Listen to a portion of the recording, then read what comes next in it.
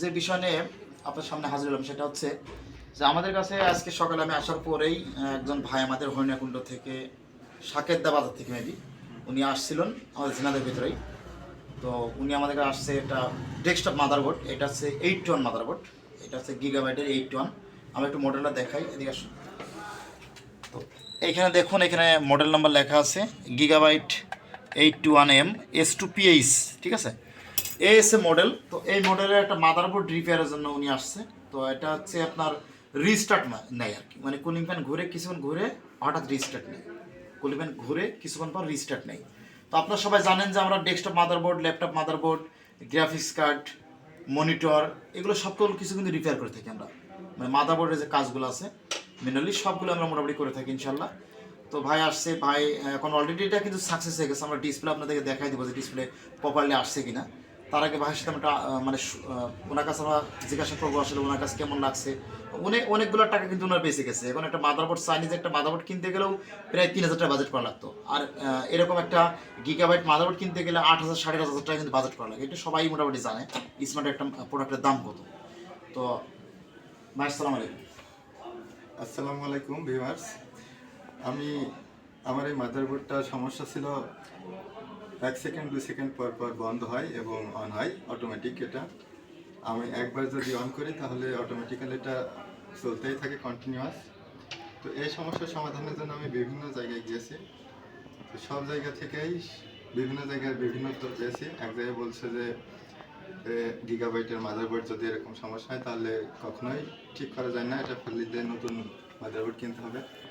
তারপর আমি সমবায় মার্কেট এসে জানতে পারি ভাইয়া অনেক ভালো কাজ করে।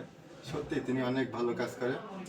সে পারদর্শিতার সাথে আমার এই মাদারবোর্ডটি খুব সুন্দর করে ঠিক করে দিল এবং অসংখ্য ধন্যবাদ জানাই তাকে। যদি আপনাদের এই সমস্যা হয় আপনারা নিঃসন্দেহভাবে চলে আসতে পারেন। আশা করি লাভবান হবেন এবং নিরাশ হবেন না। Thank you. সো ধন্যবাদ ভাইকে আমাদেরকে এমন একটা ফিডব্যাক দেওয়ার জন্য। আসলে একটা ফিডব্যাক কিন্তু আশেপাশে অনেকেই কিন্তু অনুপ্রেরণা দিবে। গতকালকে আমাকে কুয়েত থেকে একজন ভাই কল দিয়েছিলেন আমার হোয়াটসঅ্যাপে রাত্রেবেলায়। ওনার একটা ল্যাপটপ আছে নো পাওয়ার, উনি কুয়েত থেকে আনছিলেন, কম্প্যাক্ট এইচপি কম্প্যাক্ট, মানে ওল্ড মডেল, কিন্তু এটা ওনার শখের একটা ল্যাপটপ, উনি রেডি করবেন, এটা ওনার ইচ্ছা। তো উনিও আজকে আমাদের কাছে আসবেন ইনশাল্লাহ, আজকে অথবা কালকে আসবেন। ওনার বাসা আছে গাড়াগঞ্জ, ঝিনাইদহ গাড়াগঞ্জ। তো এরকম বলে আমাদের আশেপাশে অথবা দেশের যে কোনো জেলা থেকে আপনারা আমাদের চাইলে আমাদের কাছে কল দিয়ে আসতে পারেন। আমাদের যে গ্রামীণ নাম্বারটা আছে, গ্রামীণ নাম্বারটা আমাদের যে থাম্বনেইলের উপর আছে, এটা হোয়াটসঅ্যাপ নাম্বার, প্লাস হচ্ছে আমাদের এই নাম্বারে কল দিয়ে আসতে পারেন, অফিসিয়াল নাম্বার আমাদের।